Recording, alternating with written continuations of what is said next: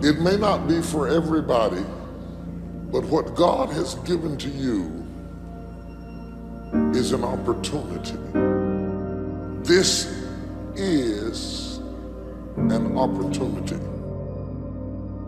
There is nothing in the world as wonderful as to have been given an opportunity. Whatever you've been imagining is too small compared to what God has opened up before you. It is massive. It is huge. It is beyond human comprehension. It is simply an opportunity. You can't measure it with a stick. You can't measure it with a yardstick. You can't put it in a computer, because opportunities are a matter of perception. An opportunity will not walk up to you and say, "Hello, ma'am, I am an opportunity." And if you're not careful, you will become so distracted by the inequities of life that you won't even notice that the opportunity has been given to you, because you are distracted by the comparison to such a dimension that you don't see what is in front of you as an opportunity. Opportunity shies away from need. Opportunity shies away from need. But opportunity is attracted by talent and ability. See, what you want to do with opportunity is not turn it off. You don't want to offend opportunity. You don't want opportunity to turn cool on you. So the only thing you present to opportunity is talent and ability and performance and skill. You don't present need to opportunity. It's like asking the soil for an advance. What would happen if you'd ask the soil for an advance on next fall's crop? The soil says, "Look, you got to go somewhere else. Don't bring me your need. Bring me your seed." See, you got to go do your borrowing somewhere else and bring the seed to the soil. You don't borrow from the soil. You borrow somewhere else, get the seed, bring the seed to the soil, because the soil does not want to know your need. The soil wants to know your talent, your ability to put seed in the ground. Now, you got to treat an employer and a company the same way. Don't make the employer your banker. Make the banker your banker. I found out the same thing is true with friendship.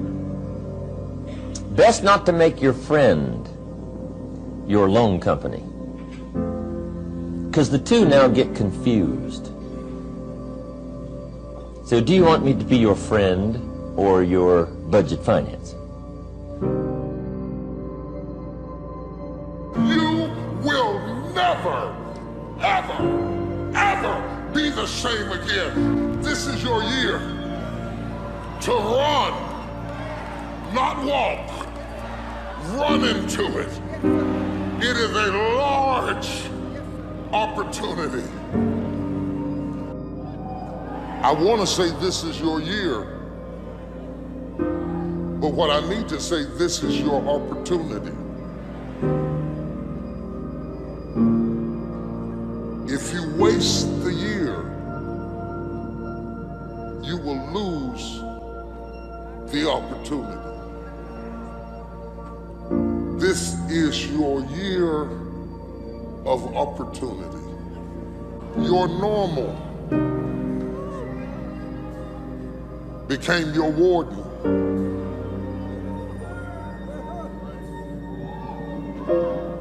It tied your hands and your feet, your creativity and your talent. I was interested in going into broadcasting. I'm adopted, and that was my key out. I wanted to make my mama proud of me. I was very much appreciative of what she's done for my brother and sister and I, and that was my way out. And I went over to a radio station, asked a guy and told him that I was interested in broadcasting. He looked at me in my straw hat and my overalls. He said, "You have any broadcasting background?" I said, "No, sir, I don't." "What do you do?" "I cut grass." He said, "We don't have any job for you." I decided that was something I was going to do. I decided I'm unstoppable. I'm going to go up in here and I'm going to do this. I started going to the radio station every day, developing a relationship with the people that were doing what I wanted to do. And that's what I encourage you to do. Whatever area you want to go in, find people that are doing it the way you want to do it and develop a relationship with them. When I decided to go in this area, I wrote letters to Dr. Norman Vincent Peale, to Zig Ziglar, to Dennis Waitley, all of the giants in this area. And I said, this is something I want to do. I've been following your career. Would you help me? Dr. Norman Vincent Peale answered my letter, did an article on me, wrote about me in the most recent book that he issued, and done many broadcasts about me.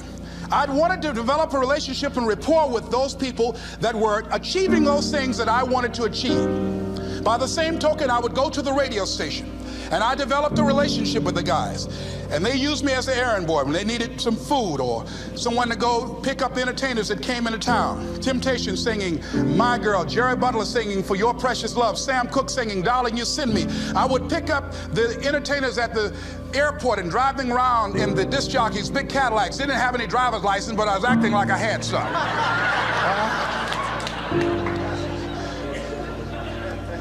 Every day I used to go home and work on my communication skills, developing myself. It was Whitney Young. He said, it's better to be prepared for an opportunity and not have one than to have an opportunity and not be prepared.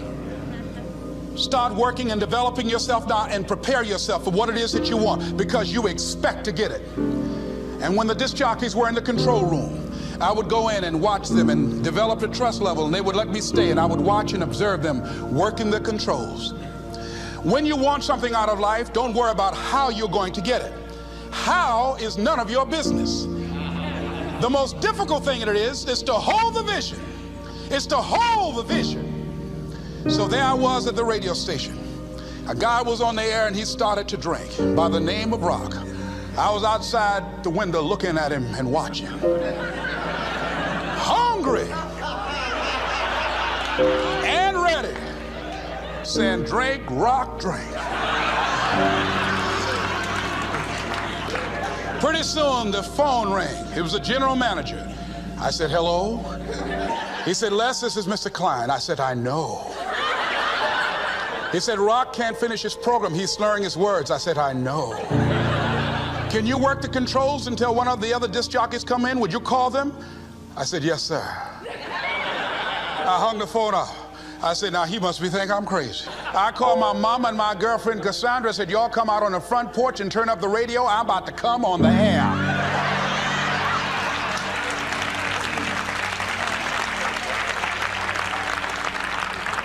I waited about 15 minutes.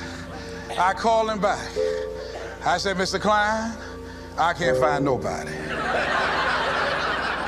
He said, well, why don't you go in there and work the controls until they get there? And don't say nothing here. I said, yes, sir. I couldn't wait to sit down at that turntable, Mustafa. I said, look out, this is me, LB, Triple P, Les Brown, your platter playing Papa. There were none before me, and there will be none after me. Therefore, that makes me the one and only. Young and single and love to mingle, certified, bona fide, indubitably qualified to bring you satisfaction and a whole lot of action. Look out, baby, I'm your love man. I was hungry. Opportunities are so often veiled that not only are they invisible, they are often come before you in the form of opposition. Did you hear what I said? I said to you that opportunities often come to you draped in the suit of opposition. And if you don't perceive it correctly, you won't benefit from it correctly, because you don't understand that the opposition is just a suit, but up under the coat is an opportunity. I can't go too deep, time won't allow me. But you see, when the waves come in and the winds are blowing and the ocean has produced high waves, and you see masses of people jumping in cars, filling up tanks full of gas, trying to get away from what they perceive as an opposition, you will see a few people running toward what everybody else is running away from, and they've got surfboards, because what is other people's opposition, if you got a surfboard, it's an opportunity. And I'm wondering, are you running away from what you think is an opposition because you don't see it correctly as an opportunity?